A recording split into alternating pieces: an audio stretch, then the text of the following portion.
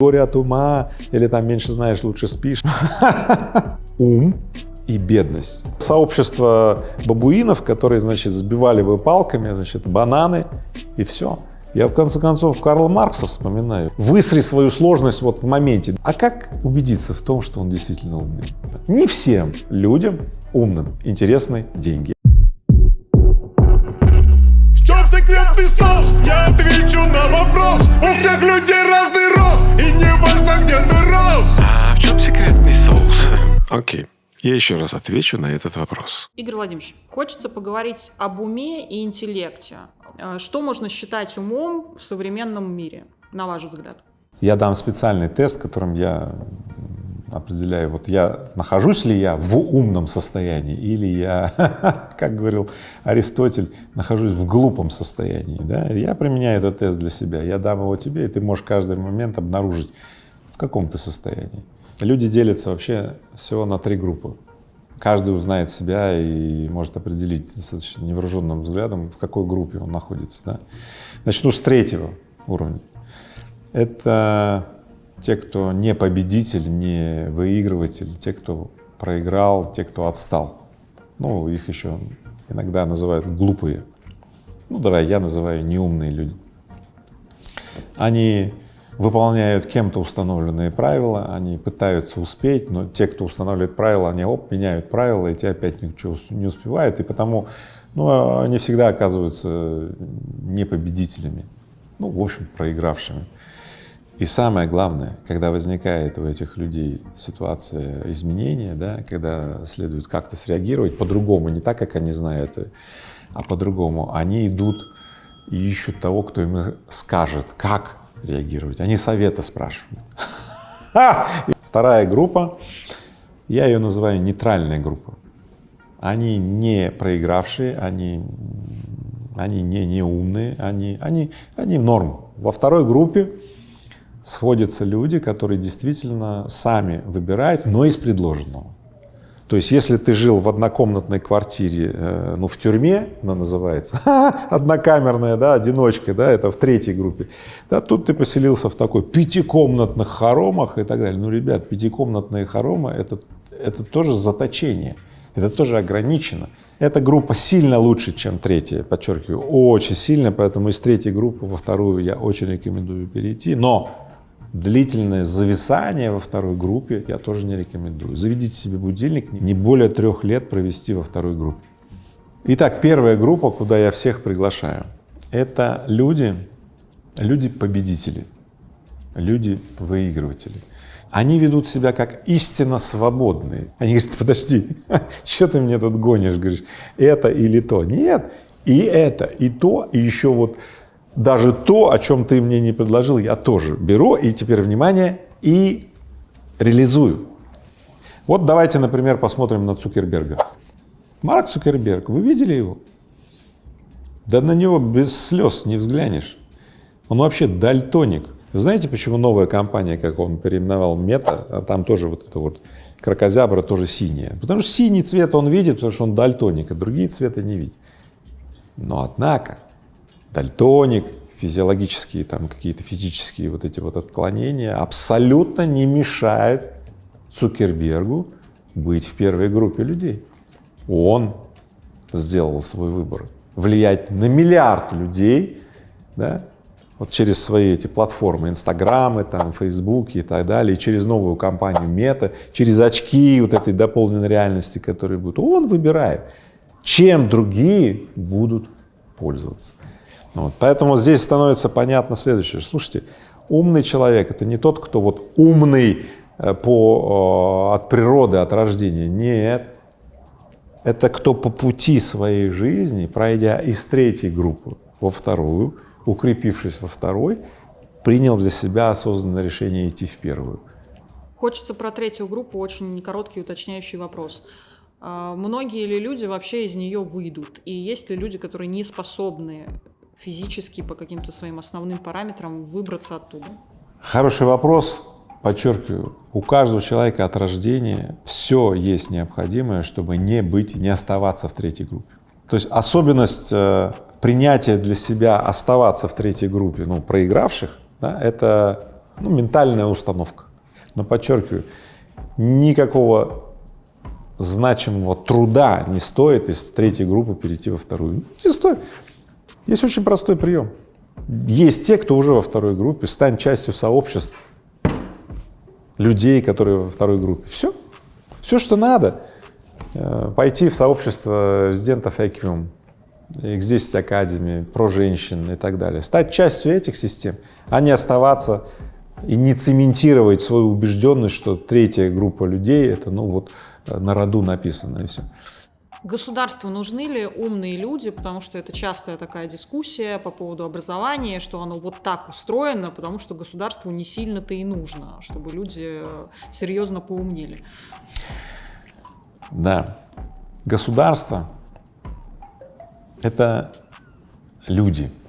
Что бы было бы, если бы среди этих людей, объединившихся для наилучшего совместного проживания и процветания, не было бы умных людей? Ну, это было бы сообщество бабуинов, которые, сбивали бы палками, бананы, и все. Государство проявляется настолько, насколько в нем значимое количество вот этих умных людей. Россия, как совокупность умных людей, в 10 и более раз менее умная страна, чем Китай, чем Америка. Могу продолжить. Слишком много не очень умных людей находится на раздающих позициях в России. Руководители компаний, ведомств, служб и так далее. Не очень умные люди, потому что использование того, что в России есть, могло бы идти по сценарию, 10-кратно превосходящему тот экономический эффект, который мы сейчас видим. Это симптом. Поэтому, конечно же, я хочу, и каждый из вас хочет, это риторический вопрос, чтобы мы жили богаче, процветания было больше. Но для этого каждый из нас должен стать либо чуточку умнее, а лучше в 10 раз. Поэтому я каждого из вас приглашаю на X10 Академию, на свои курсы, на занятия, чтобы вы стали моими лучшими будущими учениками, а может быть лучшими моими учениками. Это, я их называю мастера X10 Академии. Я приглашаю вас, потому что я крайне заинтересован, чтобы у нас было больше умных людей, ребят, больше умных, сложных людей, которые могут использовать себя и то, что вокруг себя, по-другому. А вы сами любите умных людей рядом с собой? Часто бывают такие начальники, которые окружают себя людьми поглупее, но, видимо, психологически им как-то комфортнее с людьми, которые, не высовываются рядом с ними, чувствуют какое-то превосходство. У вас как? Да, интересный вопрос. Во-первых, я не люблю людей, которые умничают. Дело в том, что умный человек способен воплотить то, про что он умничает. А как убедиться в том, что он действительно умный? Окей, сделай то, про что ты умничаешь. Он говорит: не-не-не, мое дело советы раздавать. Я говорю: вот это умничать. Поэтому я ненавижу людей, которые умничают. И я очень люблю людей, которые проявляют экстраординарность, феноменальность в своих помыслах, в замыслах, в способах, в подходах, да, и способны на практике реализовать это. В этом, в общем-то, и секрет, что создайте команду, где люди делают свою работу, любят, гордятся этим, вместе, взаимодополняют друг друга, и все. Поэтому, в общем-то, я очень люблю людей умных, сложных, которые могут просто делать феноменальные вещи. Обожаю. Есть несколько таких крылатых фраз об уме, которые подспудно нам намекают, что быть умным — это тяжелая жизнь. Много знаешь, плохо спишь. Да, много знаешь, плохо спишь, горе от ума и так далее. Как вы к этому относитесь? Да, действительно так. Если ты глупый и не осознаешь ту жопу, в которой ты живешь, то тебе сильно легче, если ты осознаешь. Поэтому вот эти все фразы «горе от ума» или «меньше знаешь, лучше спишь» и так далее, они это там так и приживаются. Но реальность, статистика другая совершенно. Посмотри, сколько людей, явно относятся к третьей категории, да, и как им тяжело живется. Посмотрите просто, как живется тем людям, кто умнее, кто во второй группе, или тем, кто в первой группе. Они просто специально забрасывают все эти фразочки, чтобы люди в третьей группе оставались и не могли оттуда выбраться, ну, либо сложно было им выбраться. Почему? Чтобы эксплуатировать. Вот я даю тем, кто живет в третьей группе, понимание классового врага. Я, в конце концов, Карла Маркса вспоминаю. Я говорю, вам Карл Маркс же все написал. Есть эксплуататоры, которые заинтересованы в наличии третьей группы людей. Ну и, наконец, я не видел ни одного умного человека, который бы хотел стать менее умным или глупым. Есть еще такая история, тоже достаточно распространенное мнение, что умные люди, они сложные. То есть сложные в общении, сложные в коммуникации, с ними тяжело. Так это или нет? Черт. Да, умные люди сложнее устроены. Да, более сложная машина выполняет изящно и непринужденно очень сложную работу, при этом может выполнять ее долго и не уставая. А очень простая машина очень быстро устает, ей надо очень много бензина, и в результате она становится неконкурентной, и ее выбрасывают. Поэтому простых людей, которые не владеют какими-то сложными компетенциями, да, которые вот такие сами по себе простые, рубаха, парень и так далее, их обычно обнаруживают на помойке. Если ты не хочешь обнаружить себя на помойке, не будь простым, будь сложным. Но не будь сложным в смысле высри свою сложность вот в моменте, не надо ничего высирать. Иди к людям, которые во второй группе или в первой находятся, будь с ними, и ты усложнишься настолько, что в твоей жизни начнут случаться явления, которые будут тебе очень желаемы и выгодны. Люди не могут больше трудиться, у нас руки, ноги, голова, мы делаем примерно одну и ту же физическую работу, но результат сильно разный результат, потому что сценарии использования времени у нас разные. Цукерберг не сидит с друганами, не бухает по пятницам, или с подружками не сидит там судачит. Не это делает Цукерберг, он другие вещи делает.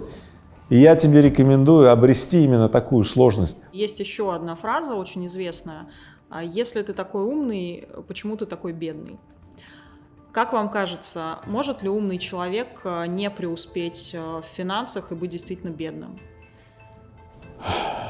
Есть очень много умных людей, которые концентрируют свое внимание, свои силы на вызовах человечества, которые в данный момент не оплачиваются обществом. Это правда.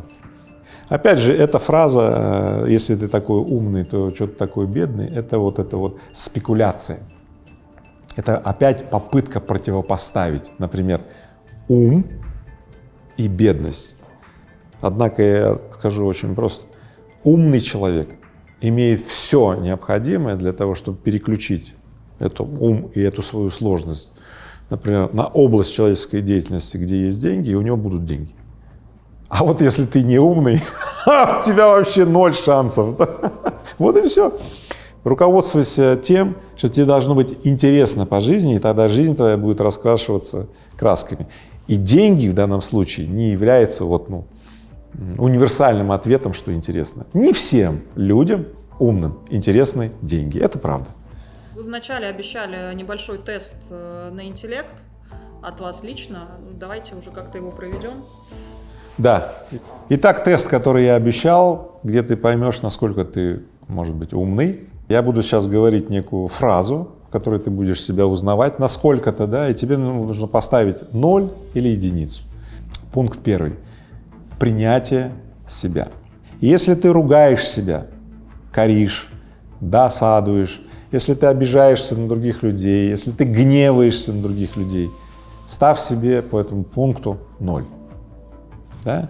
Если ты используешь свою внутреннюю злость кипучую, когда у тебя что-то не получилось на преодоление, чтобы сделать по-другому то, что не привело тебя к замыслу, вот изменить и так далее, да, то ставь себе единичку. Второе. Одни и те же люди уже много-много лет, может быть, даже десятки лет.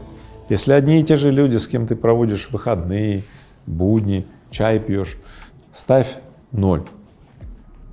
Если вокруг тебя разные люди, разных профессий, разных склонностей, разных верований, разных суждений и так далее, они добавляются, изменяются и так далее, ставь себе по этому пункту 1. Третий пункт — изменчивость и использование ошибок. Если ты последователен, если ты, такой, как был позавчера, как был вчера, и сегодня ты такой, и завтра ты будешь точно такой же, да, изменчивость твоя очень небольшая, да, ставь себе 0. Если ты меняешься, и более того, твои удивления, которые посещают тебя не раз в месяц, а может быть раз в день, у тебя случаются все-таки, да, вот если это все, ставь себе 1. 4-й пункт. Твоя реакция на вызов. Если при возникновении новых обстоятельств, неожиданных, которые ты, конечно же, не ожидал, а вот они наступили, ты убегаешь, прячешься или ищешь того, кто виноват, кто не предусмотрел или кто тебя, может быть, не предупредил, то ставь себе по данному пункту 0. Если при наступлении неожиданных, неприятных даже, может быть, событий, да, вызов этот превращается для тебя в задачу, это обычный твой паттерн действий, то ставь себе 1 по этому вопросу. Ну и 5-й пункт, мой любимый. Вот если ты часто злишься, агрессируешь на других людей, часто не понимаешь, и тебе хочется их буквально прибить, да, вот ставь себе 0 по пункту эмпатия и чуткость, да. А если ты, понимаешь людей, понимаешь, почему другие злятся, и в этот момент у тебя, выбор тоже позлиться или, может быть, не злиться, да, и проявлять любую гибкость к своей выгоде, к своим интересам, да, значит, ставь себе 1 по этому пункту. Ребята, вот я дал вам первые 5 вопросов, которые в тесте на то, насколько я умный, насколько мои проявления умны, задаю сам себе. Я задал их вам. Пишите мне в комментариях, сколько баллов вы набрали. Эти 5 вопросов позволяют сделать 80% самодиагностики. Я их использую для себя буквально вот каждую неделю 1 раз прохожу это, такое самотестирование. Поэтому пишите мне свои комментарии. Я очень хочу, чтобы умных людей становилось все больше и больше. Я уверен, что этот выпуск приведет к тому, что нас станет больше. В чем секретный соус? Отвечу на вопрос. У всех людей разный рост, неважно где ты рос. В чем вопрос? Это секретный соус. Это секретный соус.